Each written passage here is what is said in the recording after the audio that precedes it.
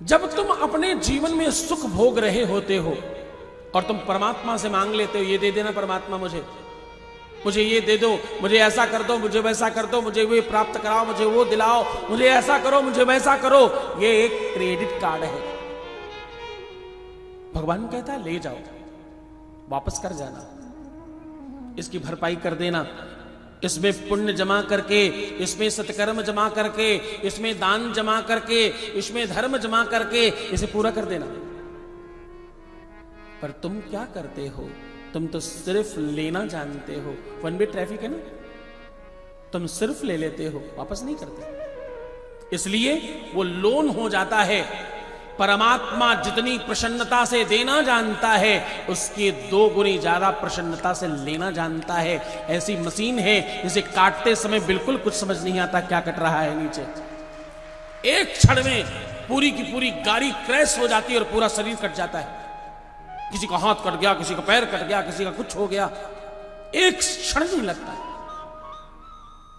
वो जब देता है तो छप्पड़ फाड़ कर देता है, लेता है तो आपके शरीर की खाल भी निकाल लेता है। वो चूकता नहीं। आप ले जाओ जितना ले जा सकते हो, लेकिन वो लोन है, ये समझ कर ले जाना। अगली बार ये तुम्हें चुकाना पड़ेगा। और संसारी इस बात पर बिल्कुल भी ध्यान ही नहीं देते, कोशिश ही नहीं करते इस बात पर। 20 साल पहले तुम्हारी बिटिया के ब्याह में कोई 500 रुपए दे गया था। तुम आज 20 साल बाद किसी के ब्याह में 500 रुपए देने गए हो, तुम बिल्कुल अनर्थ कर रहे हो।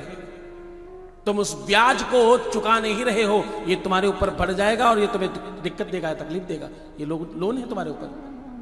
तुम तीर्थ में गए, किसी संत के आश्रम पर गए, उसने तुम्हें रहने की फ्री व्यवस्था करा दी, भोजन मुफ्त में करा दिया, और तुम चलते समय मुस्कुरा के 500 रुपए दिखा के बड़े प्रसन्न हुए, रईसी दिखाकर चले आए। गलत है, बिल्कुल गलत। पाप कर रहे हो तुम। होटल में रुकते तो क्या 500 रुपए में ये सब कुछ हो जाता क्या? वहां तो और अतिरिक्त देकर आना। होटल में 5000 खर्च हो रहा हो तो 10 देकर आना। 5 खर्चा और 5 दान होगा तीर्थ पर जाकर, तो तुम्हारे जीवन में सुख जरूर आएगा। पर हम ये करते कहां हैं? हम तो कोशिश करते हैं 5000 का काम उस जगह तो 2500 में हो जाए। एक सज्जन मुझे बहुत मानने वाले एक बार मुझे मिले, अपने घर ले गए। पहले अपने संकटों के बारे में बताया, अपने दुख के बारे में बताया, बाद में बोले गुरुदेव थोड़ा परेशान रहता हूं मैं। और फिर दिखाते दिखाते अपने घर के एक कोने में दिखाया जहां पर उन्होंने अपना वो मदिरा का पूरा भवन बना रखा था, मानो मंदिर बना रखा हो, और उसमें न जाने कितने टाइप का क्या क्या। मैंने कहा ये क्या है भैया? बोले गुरुदेव ये शौक है मेरा। कैसे आया? अरे बोले आजकल रईसों के घर में रहता है, किसी दोस्त के यहां देखा, मुझे लगा ये तो बहुत अच्छी चीज मैंने बनवा लिया। मैंने कहा भैया तुमने कभी किसी के घर में अच्छा सुंदर मंदिर नहीं देखा क्या? हाँ, किसी घर में स्वर्ण चढ़ा हुआ नहीं देखा क्या?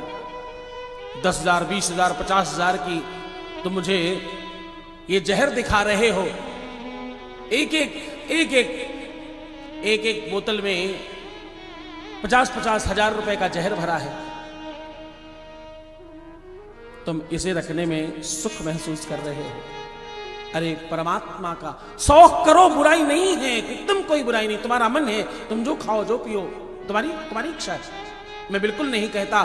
भगवान शिव कहते हैं विजया विजय पानिम च चेतानंद प्रदायिनी आशुतोष महादेव सर्वत्र विजय करो। तुम्हारा जो इच्छा हो तुम करो, समस्या नहीं है। तुम जहर खा सको, महादेव ने हलाहल विष पिया, वो हजम कर सकते हैं, उन्होंने पी लिया।